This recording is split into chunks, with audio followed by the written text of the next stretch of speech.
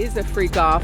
The freak off essentially was something that Cassie said she learned about through Sean Combs about a year into their relationship. He described it as voyeurism. He had everything to do with what she was wearing. She said she would buy outfits from sex shops and see which one he wanted her to wear. And then inside the actual hotel rooms, their apartments where the freak offs took place, she said that Combs was in charge of lighting. It began with candles. It then moved to studio lighting. They might say she's lying, but that's going to be a little hard to do with that video. Diddy's family showed up in court again today, looking serious right from the start.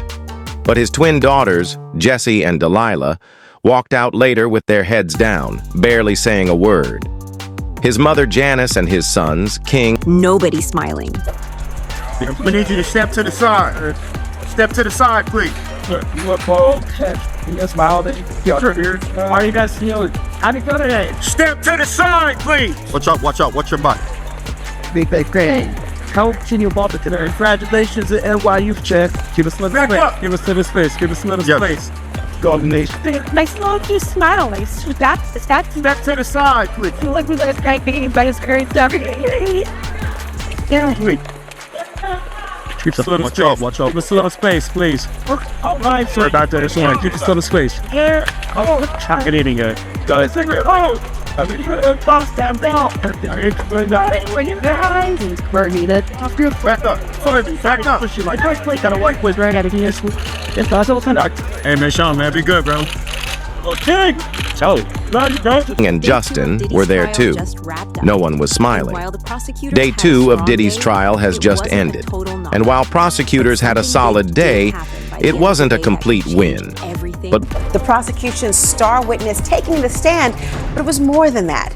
It was how Cassie took that stand. You could hear a pin drop when those doors opened, and a visibly pregnant Cassie Ventura walking past a man she had not seen in 6.5 years. A man she says violently abused her for a decade. A man the prosecution said trafficked her. Well, she sat across from him, placed her overcoat behind her, turning her body slightly toward the jury, rubbing her pregnant belly throughout her testimony. Diddy, well, he was more fidgety than he was the day before. He was passing notes. He pushed himself away from the defense table and largely sat like that. They never seemed to make eye contact with one another, not even after she was crying about having loved him once and planning and participating in these freak-off sex parties because she feared him and she wanted to make him happy, but feeling worthless, feeling disgusting because she didn't want to do it. Now, with each moment, the testimony became more and more graphic. Her delivery, though, it never changed. It was matter of fact, steady, calm. At times, she was even critical of herself, walking us all through how a 10-album record deal came over a 10-year period of abuse and sexual humiliation. And once you hear Cassie's testimony, you'll understand why the courtroom was so tense. Let's break it. But by the end of the day, something major happened that could shift the whole case. Cassie, Diddy's ex-girlfriend, took the stand and gave powerful testimony. She told the court that Diddy used to threaten her. He allegedly said that if she didn't do what he wanted, he'd leak private videos. That's what makes him unique, though. Sure, but is that what he's doing? Is he running an entertainment and fashion industry, or is he running essentially a criminal organization? By the way, we have a poll up right now. You can participate in it. Do you think Cassie Ventura was a victim or partner in this? Ready for this? 82%. Well, this doesn't make sense. 82% say yes. I don't know if that's yes to, I think we need clarification. 82% say victim or partner. We'll get a clarification on that. By the way, right now. But that's my answer to that question.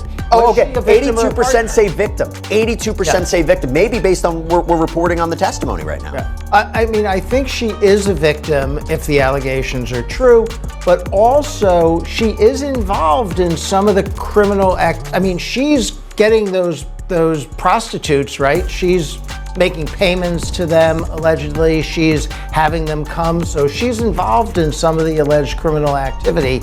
And that's an interesting point that wouldn't just apply to her. Other people in his orbit might be some combination of victim and co-conspirator. But you know what? video changes everything. Because the argument would be, what do you think happens if she says no? Yeah. What do you think happens if she says, I'm not in the mood for...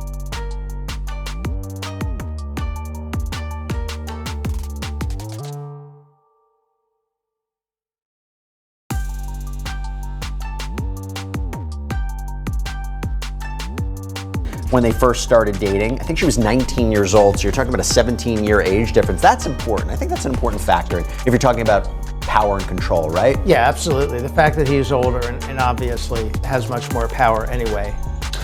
Sherry Williams asks, what kind of time is Diddy facing if he's found guilty? What she called freak-off videos. These were explicit recordings involving her and other people. According to her, he used those videos to scare her and keep control, sometimes in connection to criminal acts. Apparently, she was the one arranging and paying women to participate, allegedly making her part of the very actions being investigated. That detail could raise legal questions, not just about her, but others involved too. There's a clip where Diddy reportedly says, "I'm not paying the dancer tonight," suggesting someone else should handle it. That video could be key. It shows coercion, fraud. You seen how Albie Shore, he came out saying that Kim Porter death needs to be looked into? I think that Al being his ex-wife, he have every right, knowing about the stuff that came out about Diddy and what he was doing. You understand what he has done in the past, and people have overlooked it.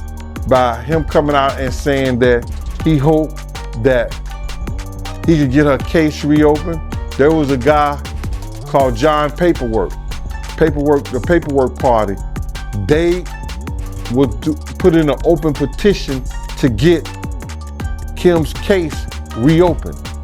You understand what I'm saying? So I'll be sure doing this is showing that, you know, he still got love for Quincy's mother. He still want to find out the truth, because allegedly, Kim was fine the day before and the day of her death. And then now she found in the bed, dead from pneumonia. That just don't sound right, bro. That don't sound right at all. So you feel the same way about her death being suspect? I don't think nobody in America thinks it's nothing suspicious about Kim's death, bro. If you are rich like that, you could, you know, Kim had, I think a net worth of like, what, 12 million a year or something like that? Kim could have called any doctor to come over and look at her. If she was that bad, you know, she could have called an ambulance or something like that. Everything is suspicious about her death, bro. And I don't think an autopsy was done on her. And if it was a half job. You personally, right? What do you think happened to Kim Porter? If I say something personal, bro, and my belief, and I put it on to the public, then I might be liable. Maybe even force. Someone in court asked, how old was Cassie? That matters. Diddy was older with much more power, and that dynamic could weigh heavily on the jury. All of this is huge for prosecutors. They're trying to prove Diddy used force or threats, legally known as coercion. Pressure her. This alleged criminal enterprise, and how, based on the opening statement from yesterday, he didn't just have staff who were helping him commit the crimes, but also covering them up.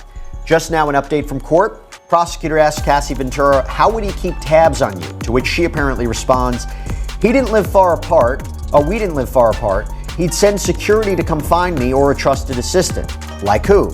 David James, Christina Coram, who we all know has been a central figure in this case. Maybe not the criminal case, but she's come up in lawsuits before. The prosecutor asks her, was your relationship exclusive? Ventura replies, no. If she's naming names like David James or Christina Coram, do they have to testify, you think? I don't think they have to testify, but I wouldn't be surprised if they did. I would think this is all planned out, that she's going to indicate some people and then the prosecution is going to bring them in later in the trial to verify, right? one thing you really want to do with a witness like this, the defense is going to say that she's embellishing. They might say she's lying, but that's going to be a little hard to do with that video, right? They can't just say she's a liar, but they're going to say she's exaggerating, she's embellishing, they're painting it a certain way because of the case. So you have to bring in these corroborating witnesses and whatever other corroborating evidence you have to verify what it is she's saying. So it would be very useful, for example, if she says, yes, David James came around to check on me on behalf of Mr. Combs, and then David James takes the stand and says, yes, I did that. Yeah. That would be helpful. Saying do what I want or I'll leak this video sounds like just that. But here's the issue. Cassie didn't clearly say, did he threaten to leak the video if I didn't comply? She didn't make that direct link. If she had, this case could be a slam dunk. But right now, that final connection is missing, and the jury is left to fill in the blanks, still. The idea that Diddy had that kind of power over Cassie, that's not a small thing. We've heard stories before, especially about Kim Porter, who sadly passed away under suspicious circumstances just before she was reportedly planning to expose. It'll be interesting to see how they react and respond to the alleged victim, Cassie Ventura, because she is expecting her third child and is clearly pregnant. So how jurors will kind of see that or visually how they take that into consideration, we don't know, but really they're supposed to make sure that they stay fair and impartial and pay attention to the facts, which is something even the judge warned them about before they were official jurors. Diddy's dark side. And prosecutors say Cassie's other testimony was just as disturbing. She talked about feeling humiliated and said the defense acknowledged that the videos of alleged freak-offs will be shown, but that those videos, they said, didn't come from the government's investigation so much as it came directly from Cassie's phone. But they were essentially trying to raise doubt about why did she hold on to these videos, and again making this argument that this case is about love and infidelity and money. But the prosecution is saying, no, you will hear from witnesses that will tell you that they were abused, they were kicked, they were punched, they were coerced to taking drugs and to performing sex acts. So this is only the beginning.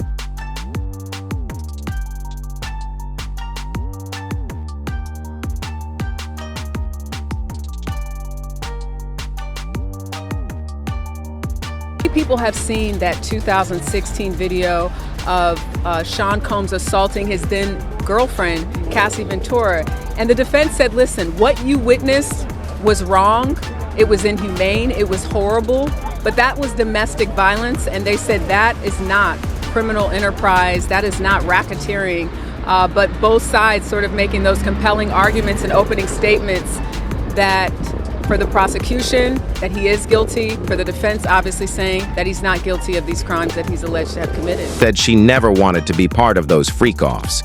She even tried to bring it up gently with Diddy because she was scared of making him angry. That speaks volumes about her fear. But again, it's not just about how she felt. What matters in court is, what did Diddy actually say or do to pressure her? Cassie explained, we didn't live far apart. We know that according to previous hearings, she could be on that stand for 2 to 3 days. He'd send security or a trusted assistant to come find me. And she dropped names, David, James, Christina Carorum. Christina has been How were these freak-offs orchestrated? So Cassie kind of walked the jury through what her role was in the freak-offs and how she said that Combs had choreographed them. He was the director in charge. And what she described was that these freak-offs lasted from 36 to 72 hours. The longest one, she said, lasted 4 days. And through that period, she said her role had evolved from initially Combs setting up the first one to then it becoming essentially her job. These freak-offs, she said, were occurring weekly. And what she was responsible for was finding these escorts, using Craigslist, some of these other escort services, helping them travel to certain locations from Miami to Ibiza, to New York, to LA, to Las Vegas.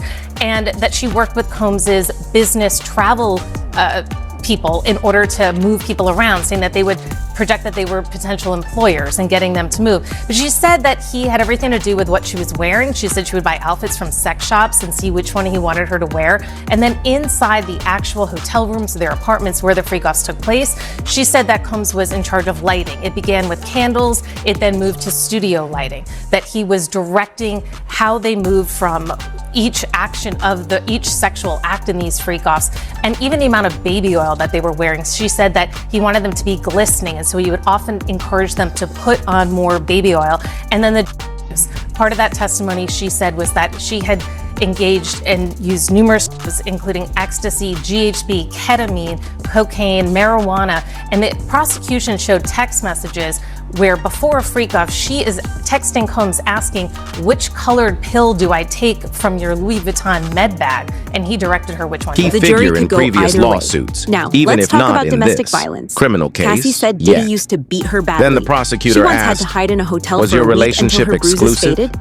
And Cassie we've all replied, seen that video of him attacking her. That was brutal. Now, if she's naming Even Diddy's names defense like team David admitted or to Christina, But will here's they the be thing. required This to testify? Isn't a domestic violence case. And things took an it's even about darker trafficking turn. and coercion. Cassie so said Diddy's team is saying that Diddy, or basically, people he yeah, they directed, fought, but urinated it went on both her ways. during these They're freak-offs. even trying to show The old prosecutor stories asked, where Cassie "Did acted you want violently that?" while high on Cassie said flat Whether the out, jury buys that or "No, not it was is another disgusting." question. I can tell you that immediately, the moment she opened her mouth, you could see that Combs was listening intently to everything that she has to say, as well as those jurors. People know that she was that star witness, the key person in all of this. When you think about that civil suit that came out in 2023, that was settled the day after, she really is the person that connects all the dots. When you look at the indictment and you look at some of the charges, she's the one talking about the freak-offs and what was involved and how she had to act. The prosecution is asking her questions to show that she wasn't in control. She said that Sean Combs directed everything from what she had on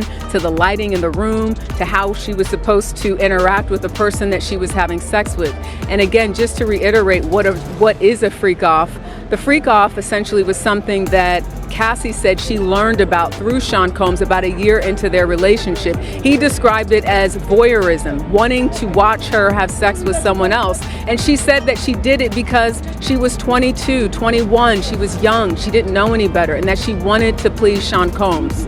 And at some point in time, she actually had said that she looked forward to the freak-offs. Why did Cassie express looking forward to these said freak-offs? When the prosecution asked her, was there ever a time that you enjoyed the freak-offs? This is when Cassie got choked up and she said, I did, but only because I got to spend one-on-one time with Combs and I really did love him. And that is speaking to the psychological abuse in addition to the physical abuse that she potentially experienced. Yeah, she's definitely laying out someone who was young, who was influenced by wanting to have this record career. She signed a 10-album deal with Bad Boy Entertainment led by Sean Combs, and basically describes being enamored by Sean Combs, loving him, not knowing about certain things sexually, and him sort of telling her, teaching her about that. And what you hear is someone that was young and she even said, I choked. I didn't want anyone to do that.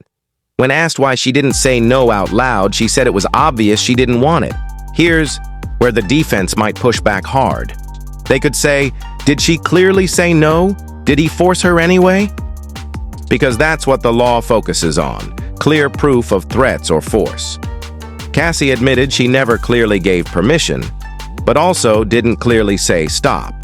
That leaves the situation in a legal gray area, and the defense will definitely lean into that.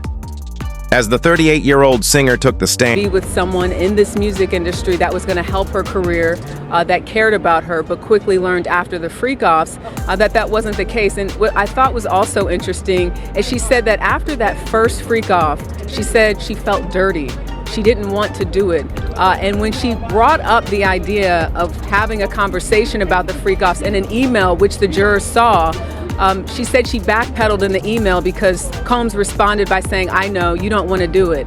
And she said, oh no, well, it's not that. But that was the beginning. That was in 2010, where she brings up in an email that she wanted to have a conversation about this. And in her words, she didn't want to do it, but she felt like she had to do it. Gosh, so difficult to hear all of these details. And since taking the stand, Cassie has been emotional. What made Cassie emotional on the stand? I think what made Cassie emotional is having to describe the details of the freak-off and why she did it. When she talked about wanting to do it to please Sean Combs, that's when she broke down. Up until that point, she had just been answering the questions. She's a little soft-spoken at times, but that's when she became emotional when prosecutors brought this up. Disturbing security footage uncovered by CNN shows Diddy beating Cassie in a hotel hallway. After that, Cassie's husband... Jurors look like. The jurors are laser focused on what Cassie has to say. And that's to be expected, right? Because she is the person who will likely be on the stand, according to attorneys, for 2, maybe 3 days. She's the one that was in the relationship with Sean Combs for over 10 years. So she's got a lot to say, and she's just getting started. And Alex Fine publicly spoke out in support of her, even though the defense didn't want him involved. The judge ruled, he'll have to leave the courtroom if the alleged 2018 incident is brought up, since Diddy's legal team hinted they might call Alex as a witness, claiming he once sent Diddy a threatening message over what happened. Now, some jurors might think, come on, obviously she didn't want any of that. But others might say, where's the proof that Diddy forced her? The jury could really go either way here. Let's talk about domestic violence. Cassie told the court Diddy used to beat her severely. She once had to hide out in a hotel for an entire week until her bruises faded. And we've all seen that footage. It was brutal. Even Diddy's own lawyers acknowledged the abuse. But here's the catch. This isn't a domestic violence trial. It's about sex trafficking and coercion. So Diddy's team is trying to downplay it, saying, yeah, they fought. But it went both ways. They're even pulling up old stories about Cassie allegedly acting out violently while under the influence. Whether the jury believes that or not is a different story. Then, just after her testimony, something major happened to close out the day.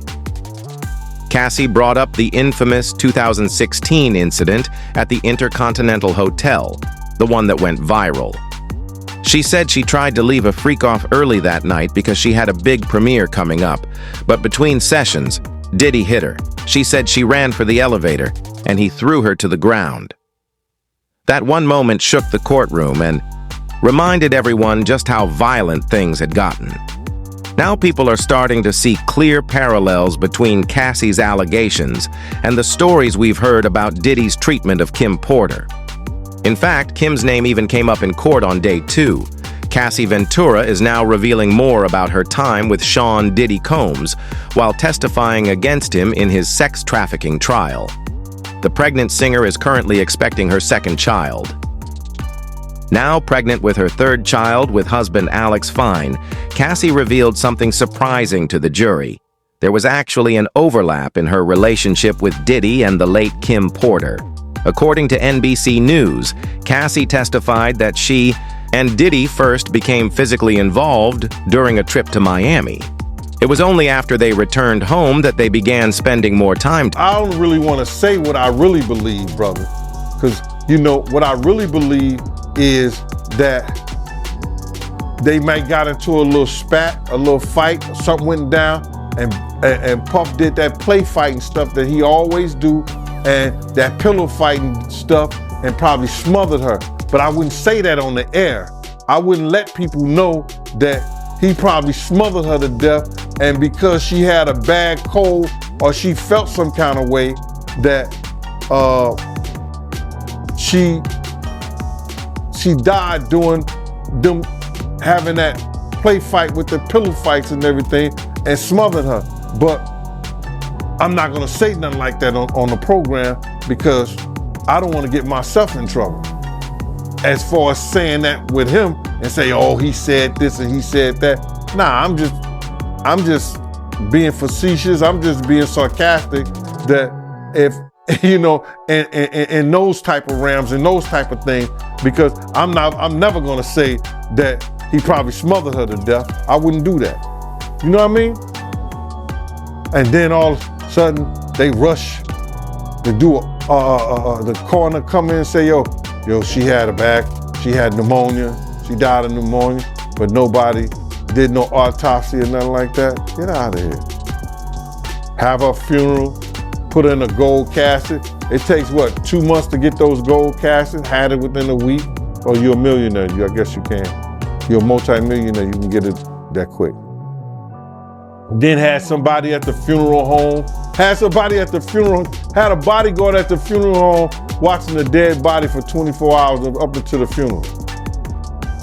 Wow, I ain't know that. That's my first time hearing about that. But for the people that's not familiar with Diddy and Kim Porter relationship, can you let the people know a little bit about their relationship? Well, Kim was very spoiled. Kim, Misha, Sarah Chapman, and Tanisha. Not so more Misha, but it was Tanisha, Sarah Chapman, and Kim. They were all good friends. Puff and Misha was together first. Over there uptown and everything like that. Together. So yeah, but she added that the relationship wasn't public for years. But it wasn't a full Cassie win. said Not Diddy yet. didn't want it the to case still look has bad, big gaps, and that it and had it's to up do the with his jury to kids and decide if other Diddy's personal power, issues, his threats, like his and Cassie's family. fear add up to a guilty When verdict. asked who he was seeing Stay at the tuned. time, This trial is far Cassie from over. replied,